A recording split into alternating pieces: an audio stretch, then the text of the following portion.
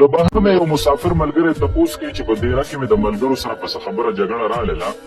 او ما په دې خبره طلاق واچو چې زه په دې دیره کې بیا پاتې شوم نو په ما د ښځه طلاقی بیا زه بل ځای ته لاړم هغه ملګري ما پسې راله زه یې رضا کړم ما ورته چې ما طلاق ورزولی هغوی ویل چې راځه دا تا په غوسه کې ویلي دي څه نه کېږي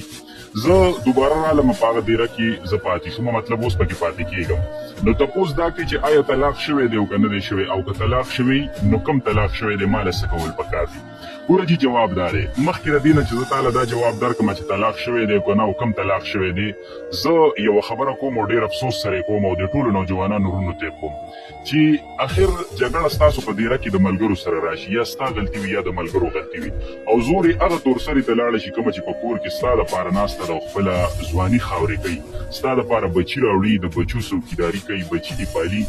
د کور چوکیداری کوي د حیا او د عزت لوپټه په سر باندې قائمه او دایمه ساتي د خاوند د اجازت نه بغیر د کور نه نوځي پردي سړي ته خپل حیا او عزت د دې د وجې نه ښکاره کوي چې دا زما د خاوند عزت دی دا زما د خاوند امانت دی هغه تورسری چې خپله ځواني د خاوند دپاره په مشقتونو باندې د خرکارۍ ژوند په کور کې تیر کړ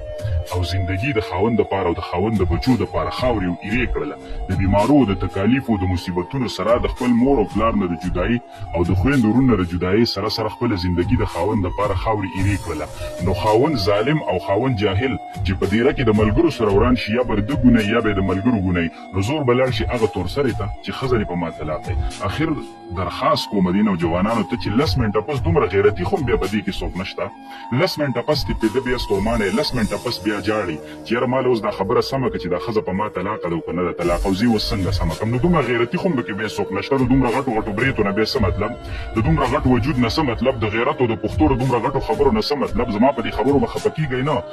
زه د کوم ملګري چې تپوس کړی زه دا نه ټارګېټ کوم زه عام خبره کوم ځکه ما سره په زرګونو نوجوانان رابطې د طلاق د مسلې په باره کې کوي چې هغوی بیا 10 منټه پس په خپله خبره ستومانه جاړي او فریاد کوي د پښتو معاشره د نه پرېښودی شي او نه ساتلی شي که پرېدي خلک ورپسې خاندي او که ساتي اخرت یې غر کېږي نو مهرباني وکړئ لکه ستا په بازار کې جګړه راله ستا په حجره کې جګړه راله ستا په دیره کې د ملګرو سره جګړه راله او زور یې هغه تورسرې له راغی کومه چې په کور کې ناسته ده صحیح شوله هغې له زور راغی نو اخر دا خو د انصاف تقاضا نه ده نو مهرباني وکړئ د دې خبرو نه څه وکئ ځان وساتئ د دې مسلې جواب دا دی چې تا دغسې ویلي یو پیره که درې پیرې دې نه ویلي صرف یو پیره دې ویلي چې په ما د ښځه طلاق یې که زه د دیره کې پاتې شوم نو دا ملګرو غلطه خبره کړې چې تا د غصې نه ویلي که غصې نه دې ویلي او که په رضا دې ویلي خو چې ته دې دیرې ته بیا راغلی او پکې پاتې نو که تا باندې ښځه طلاق مطلب یو طلاق شوی دی او طلاق رجي دی طلاق رجي دا دی چې دریو بیمارو کې دننه ته دې خپلې ښځې ته رجوع وکړه یا په خپله نزدېکت ورسره وکړه خو چونکې ته خو بار ملک یې نو که نزدېکت نه